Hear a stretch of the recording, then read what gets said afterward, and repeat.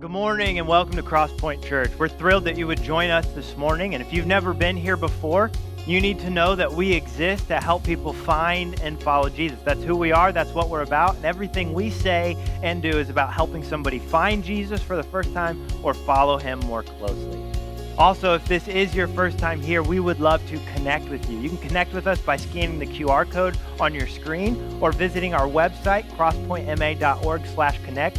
Fill that connect form out and you'll be able to learn a little bit more about CrossPointe Church as somebody will get in contact with you later this week. Right now, we're in a series called Ruth, a redeeming story. And we're looking at the story of Ruth found in the Old Testament, which is a normal, common, everyday story. And we see how God is working through those stories for his good and his will and his purposes. It's going to be a great story where we learn a lot about God and we learn a lot about ourselves as well. We're going to worship today. We're going to hear a message, and we hope that you are encouraged and equipped for the week ahead. Let's get started right now.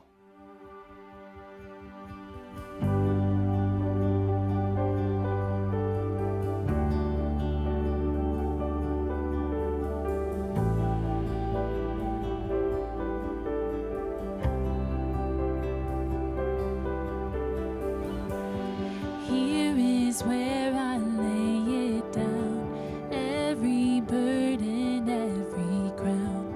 This is my surrender. This is my surrender. Here is where I lay it down, every lie and every doubt. This is my surrender. And I will make room for you to do whatever you want to do whatever you want to. And I will make room for you to do whatever you want to do whatever you want to. Here is where I lay it down, every burden.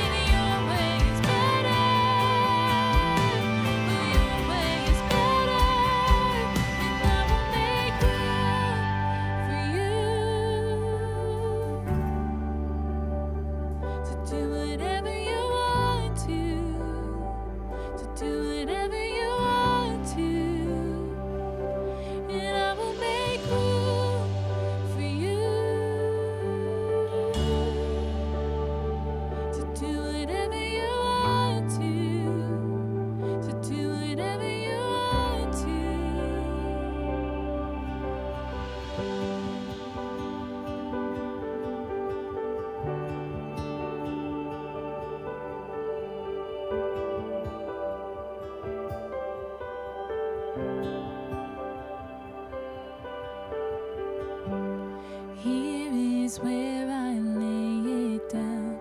You are all I'm chasing now. This is my surrender. This is my surrender. Here is where I lay it down. You are all I'm chasing now. This is my surrender. This is my surrender.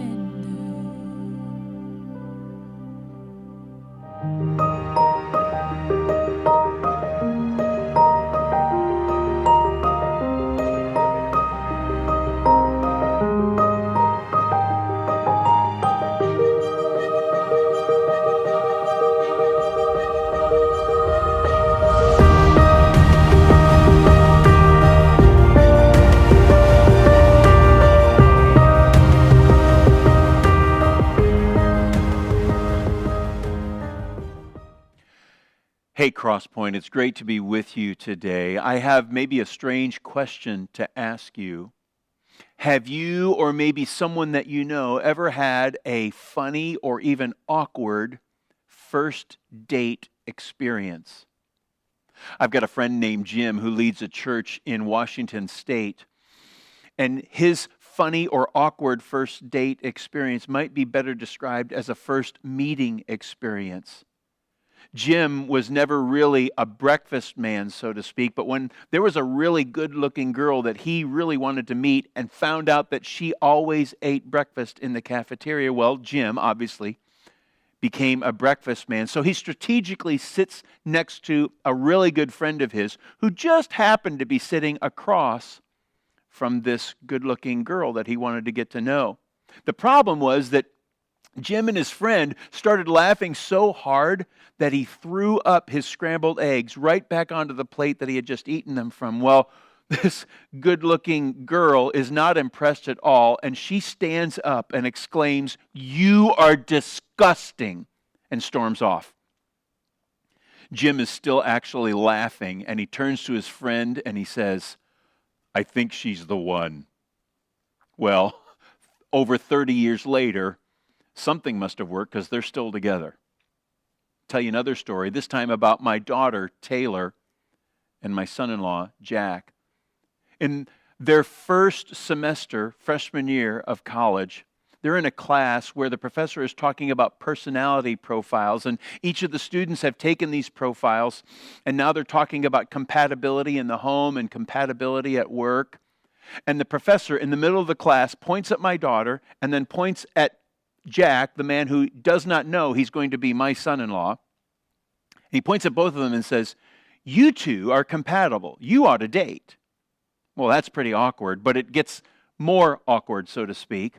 A week later, they're in class again, and the professor has taken some young men and he's put them up against the wall in a kind of a makeshift line, so to speak, and he begins to describe these different personality profiles, how they contradict each other, how they work well with each other, how they don't work well with each other, all those kinds of things. He pulls 3 of those guys out of that lineup and points at my daughter again and says, "Any of these 3 guys, one of whom was my son-in-law to be, any of these 3 guys you can date. And if you do go out on a date with any of these 3 guys, I'll pay for the first date." That's what the professor was proposing. So weeks later, my daughter and my son-in-law-to-be, Jack, actually go out on their first date at Disney. They're walking through the park, and Jack accidentally trips over a curb, but tries to make like he really wasn't tripping at all. He was just doing some gymnastics kind of a thing. Well, my daughter starts laughing so hard that the Dr. Pepper she's drinking comes up and out of her nostrils, and everything's ruined. Well, maybe not ruined, because 6 years later, they're happily married. And I'm wondering what it is about these awkward dating moments that make things actually good. I've got another awkward dating moment that I want to talk to you about, an unusual one. For the last couple of weeks, we've been talking about the story of Ruth, and today we're going to get to the scene that everyone has been waiting for. Everything is hanging in the balance at this moment that we're going to talk about today. It's the most unusual date night of date nights, and probably because it's so unusual because one of the individuals on this date night doesn't even know it's a date until it's almost over. That's how unusual this date really is. You might think, as I'm describing this, and maybe you're thinking back on the other messages that we've had on Ruth, you might think that you don't have anything in common with this story and it doesn't necessarily connect with you. But I do want you to understand that Ruth's story is your story. It's my story. If you've ever had difficulty trusting God going forward with a decision, if you've ever had a challenge to really trust, does God know what's best for me? And the rewards that can come from following God are so good, but maybe you're afraid, you don't know what to do. Well, that's Ruth's story, and that might be your story as well. So this is something you're going to want to pay attention to. Let's spend just a little bit of time reviewing where we've been so far in the story. If you're used to watching Netflix, for example, this is the 30-second recap at the front of each episode, and that's what we're going to do just now. Naomi is a married woman with 2 sons. And Naomi and her family are moving from Judah to an area of the country called Moab because of a famine. And while they are there, both of Naomi's sons get married.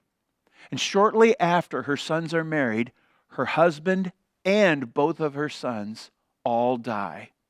And so now there are 3 widowed women who have nothing and no one except themselves. This is what we call a really unfortunate beginning. Now, Naomi is convinced that God is actually working against her and that her life is cursed. So she tells her daughter-in-laws that they really don't need to be around her. They need to leave Naomi and go back to their families.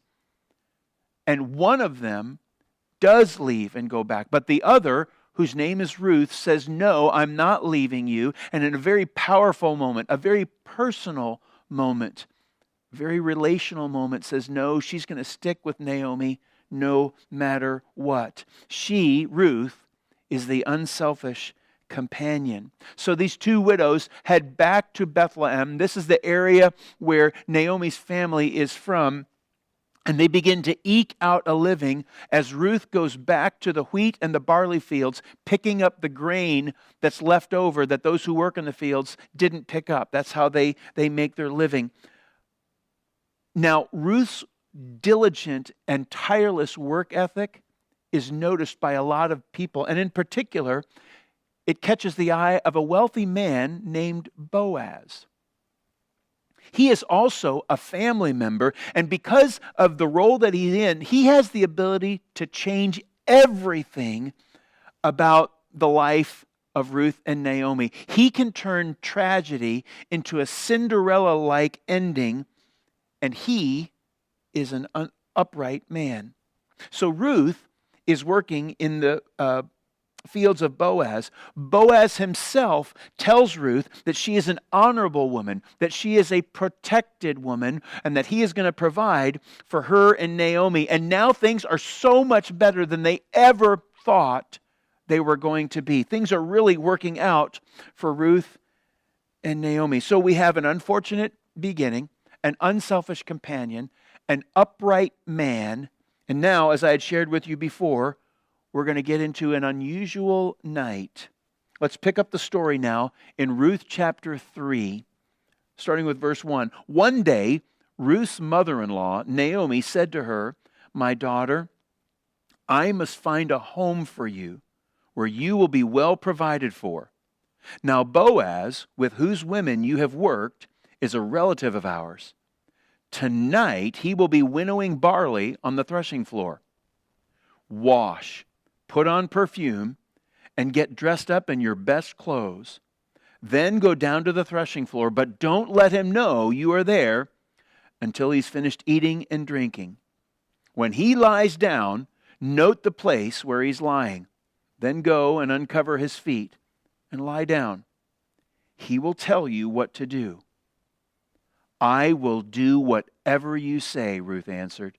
So she went down to the threshing floor and did everything her mother-in-law told her to do. Now, I don't know if you heard what I heard, but this is not a first date. This is an ambush. It ought not surprise you when it comes to things like this that women tend to know a whole lot more about what's going on than men tend to know about what's going on. It just is the way that it works out like this. On Sunday, January 25th, 1987, I met Leslie at a church in Jacksonville, Florida. She was absolutely gorgeous, and I was just a dumb, brand new sailor when we met. Notwithstanding her advantage and my disadvantage, she went home that night and told her mother, I just met the man I'm going to marry. I didn't even know what I was going to do the next day. She knew what I was going to be doing for the rest of my life. Women tend to know a little bit more about what's going on than men do sometimes. There's so much here in this story that we could really talk about, and we just don't have the time to talk about all of this. But here's some things I want you to consider. The life that Ruth and Naomi thought they were going to have, they have so much more than right now. It's so much better than what they thought it was going to be. That's what I want to say. Naomi thought that they were going to have difficulty for the rest of their lives. Naomi thought that they would have nothing, but now they have a place to live and they have food to eat. They have the ability not just to live, but to make a living, picking up the grain because of the way that Boaz is treating them. Naomi thought that they would be alone, but now they're protected and provided for by one of the most beneficial and honorable wealthy men in the land. It's more than a modest improvement in their condition when they were coming back to Bethlehem. And with this move, with the plan that Naomi is proposing, everything is now at risk. They don't really have to do this. They could just continue doing what they have been doing. Is it amazing? Is it wonderful? Is it perfect? No. But is it good? Yes. But in this move, everything is at risk. If this goes well, it's a Cinderella storybook ending. But if this is rejected, they could go back to the days of mourning the death of their dreams, or even worse. They could just keep on doing what they're doing. As I said, life may not be perfect, but it's so much better than what they thought it was going to be. I don't know if any of you have ever had a time like this in your life, where things are okay. They're not great, but they're not horrible. And an opportunity comes along, and God has placed this opportunity in front of your life, and you're not sure whether to trust Him or not because it's scary to go forward like this. There are risks. It's hard to trust God when all you see is the risk. It can be really hard to trust God when the potential rewards seem almost impossible. Even though they're good, seem almost impossible. Ruth is a foreigner. Now, I know that word has a lot of connotations with it. It's politically charged. But let's be honest. If you're in New England and you root for the wrong team, you're a foreigner. And because she's not from that place, Boaz actually has to tell the men that are working for him to leave her alone. She's not to be touched. Boaz had to protect her.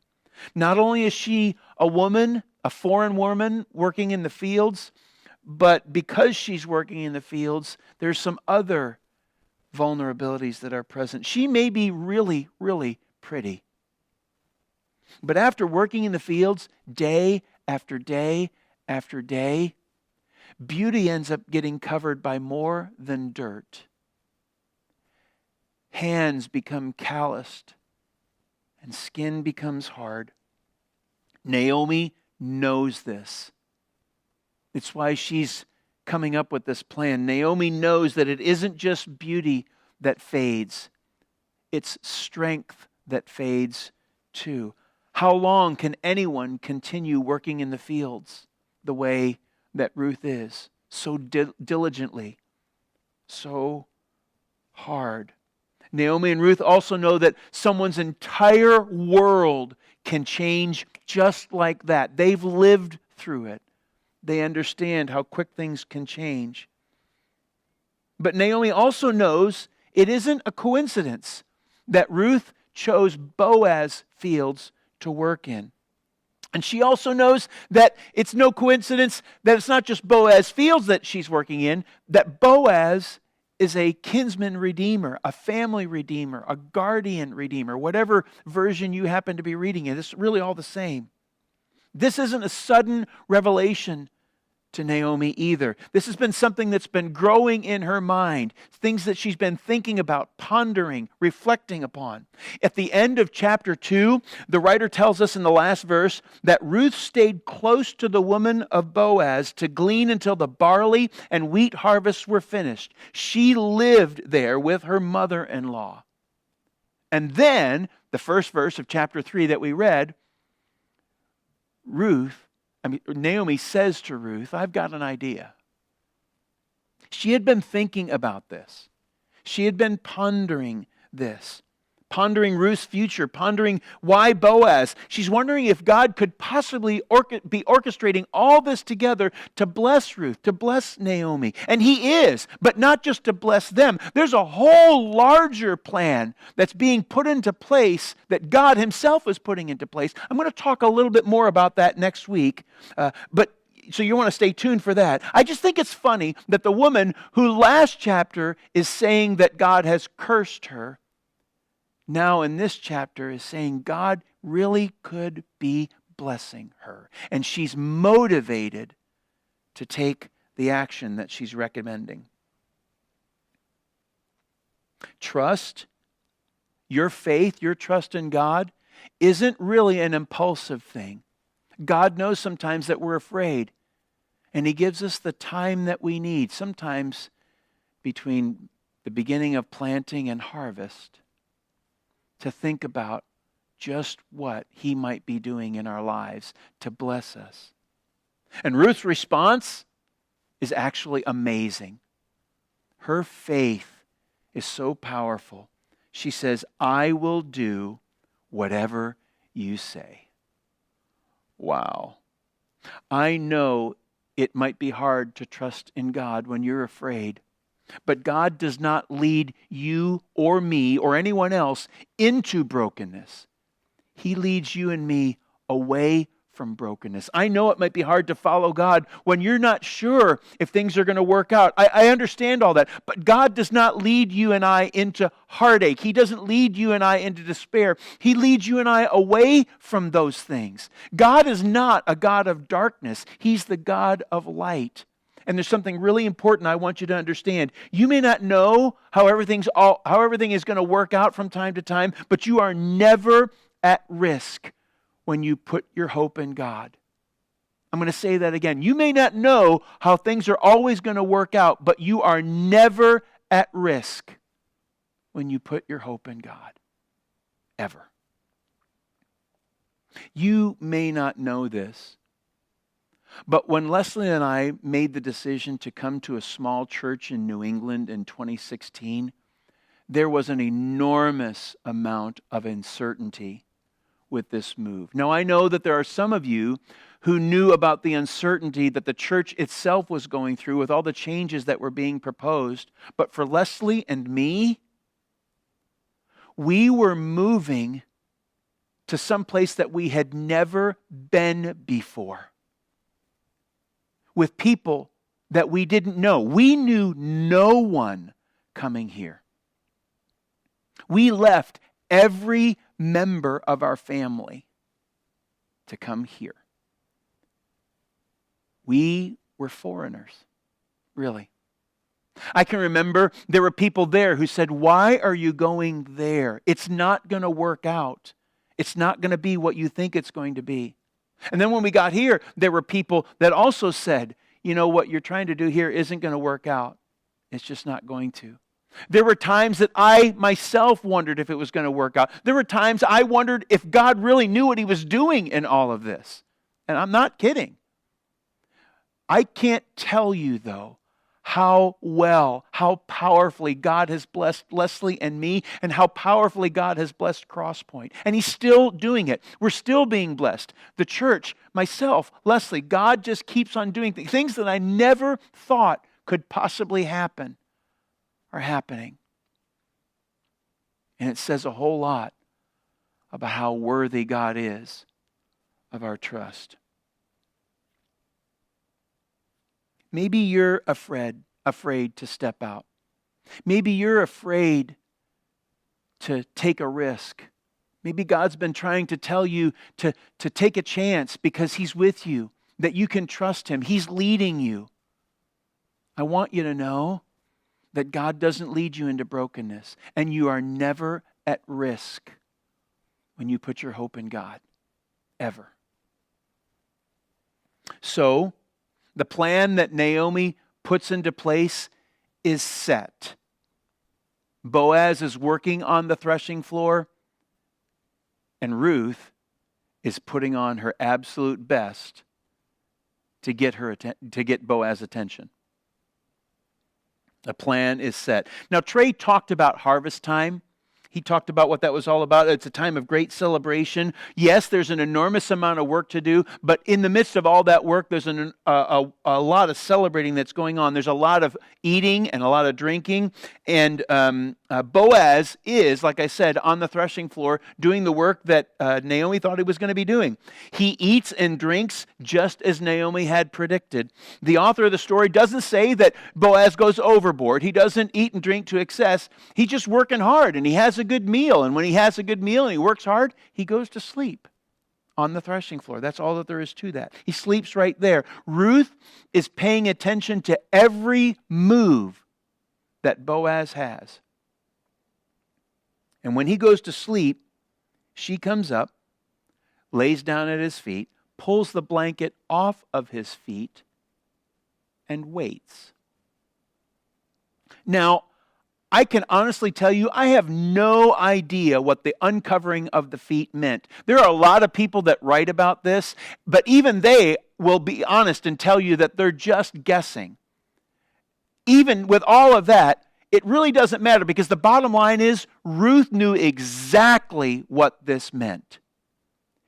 She was proposing to Boaz. In that moment, she's basically saying to Boaz, "Will you marry me?" That's what's going on here.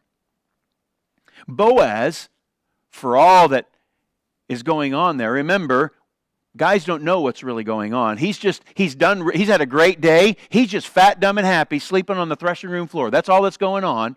But he's startled in the middle of the night. Whether it was because of his feet were cold or it was something else, the story really doesn't say. Nevertheless, he turns around and sees a woman lying at his feet, and he's caught way off guard. He doesn't even know who the woman is. So he says, "Who are you?" And Ruth reveals herself, and rather simply, even anticlimactically, says, "I want you to exercise your authority as our kinsman redeemer. I want to be married to you." Listen to Boaz's response. "The Lord bless you, my daughter," he replied. "This kindness is greater than that which you showed earlier. You have not run after the younger men, whether rich or poor. And now, my daughter, don't be afraid. I will do for you all you ask. All the people of my town know that you're a woman of noble character. Although it's true that I am a guardian redeemer of our family, there is another who's more closely related than I. Stay here for the night, and in the morning, if he wants to do this duty as your guardian redeemer, well, good. Let him redeem you. But if he is not willing, as surely as the Lord lives, I will do it." So much has happened between that first day that Ruth started working in the fields of Boaz and this night on the threshing room floor. According to Boaz, Ruth has earned a wonderful, noble, honorable reputation with himself and the people of the town. Now, she could have done, and this is what Boaz is talking about, she could have done whatever was necessary in order to get herself a husband so that she would have security. She would have an identity again. That's just the way that it was in these ancient times. She could have done whatever she wanted to. She obviously knew how to dress up and get Boaz's attention, but she did that for him. She didn't do that for the younger men, and that is the point that Boaz is getting at. It sounds like she really could have done that, but had she done that, here's the point. She would have left Naomi all by herself. Because it's Boaz, Naomi is included. But had she gone after a younger man, maybe for love, maybe for just physical attraction, Naomi would have been left out in the cold all by herself. But because she's a woman of honor, she doesn't do that. Now, how much older Boaz is than Ruth, it doesn't really say. Boaz consistently refers to her as his daughter, but he might not be that old because he's doing a lot of hard work on the threshing room floor. So there is a difference here, but it's enough for Boaz himself to acknowledge that she could have chosen a lot younger man, but she didn't. And he is honored by her choice.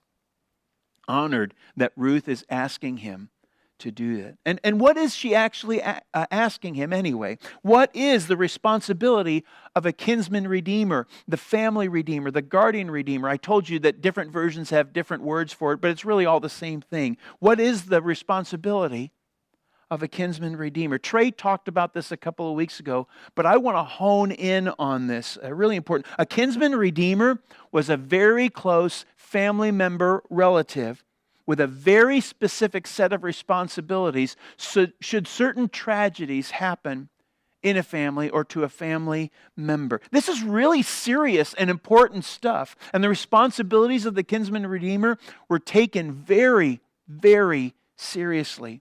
For example, one of the responsibilities is to avenge the murder of a family member. The kinsman redeemer brings justice. Another is to look after the needy or the helpless members of the family. The kinsman redeemer is merciful and compassionate. Also, buy back a family member who may have been sold into slavery, actually going into debt to buy someone back, to break those chains. This is what a kinsman redeemer would do to bring freedom and hope back to a family member. Also, to buy back family land that had to be sold. Maybe some members of the family got into financial trouble. They got into a debt that they didn't foresee, and they had to sell a home or property or land that they would have used to provide for their family. Now they're destitute. Well, a kinsman redeemer would buy that land back at his own expense. And lastly, and in the case of Ruth, a kinsman redeemer would marry the childless widow of a brother in order to keep the family line alive so that it wouldn't die out. I told you that Ruth knows what's happening, and now Boaz knows exactly what's happening. If this were a movie, everyone would have been waiting for this moment to happen in the movie. This is Edward Ferris and Miss Dashwood in Sense and Sensibility. This is Miss Bennet and Mr. Darcy in Pride and Prejudice. It's Harry and Sally in When Harry Met Sally. And yes, I do know all of those movies. I've watched all those movies because I've been married for 33 years. I told you she knew what was going to happen before I knew what was going to happen. So we watch these movies. That's what happens. And what is it that the audience is waiting to hear? Boaz's answer. I will do this. I will do everything you ask. I will redeem you. Now I know there's another kinsman redeemer who has a closer responsibility than Boaz. And we're going to talk about that too next week. But, spoiler alert, Boaz shows up he comes through. I really want to talk to you, though, about this role of the kinsman redeemer. I want to hone in on it here. Boaz is accepting the responsibility to marry the childless widow of a brother. And in doing so, he's going to restore the family line. I need you to hone in on this right here. This is really important. It's as if, in his role as a redeemer, Boaz is bringing the dead back to life. This is really important. This is how powerful this role really, really is.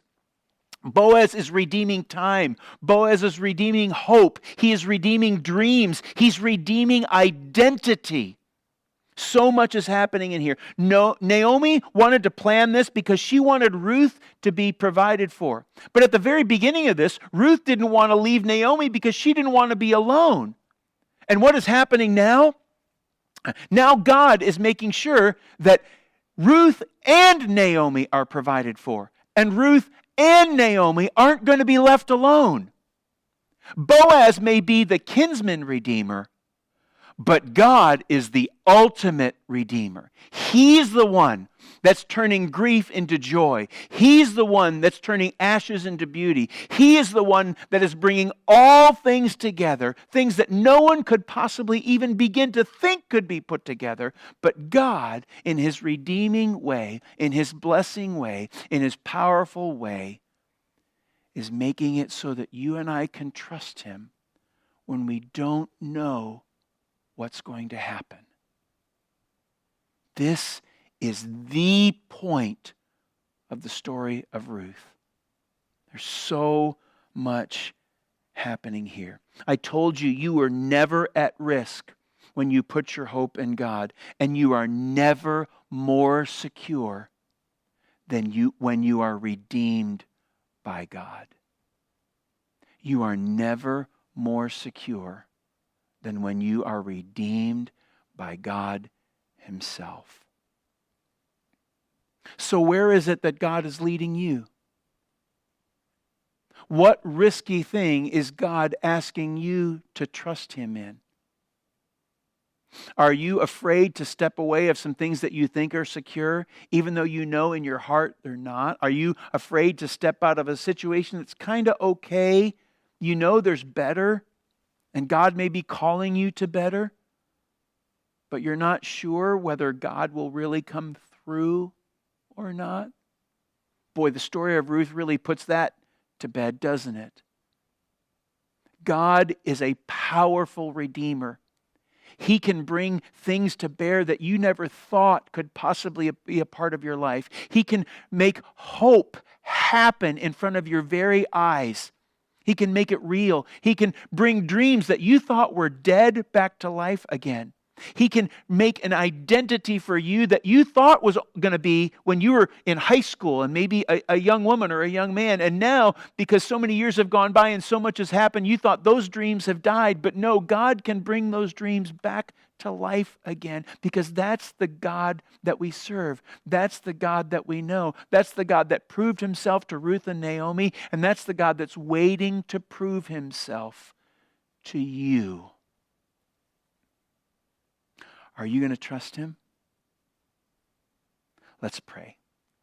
God, thank you so much for this great story of dreams that are reawakened, of hope that is given life again.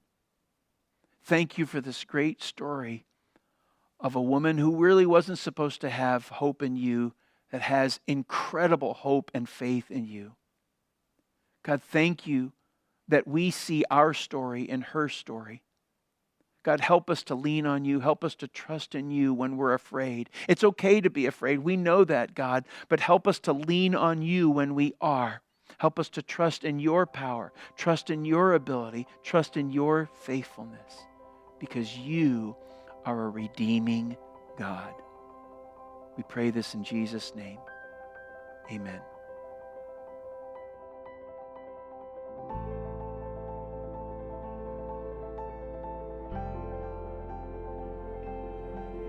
We're so blessed to be a part of a generous church.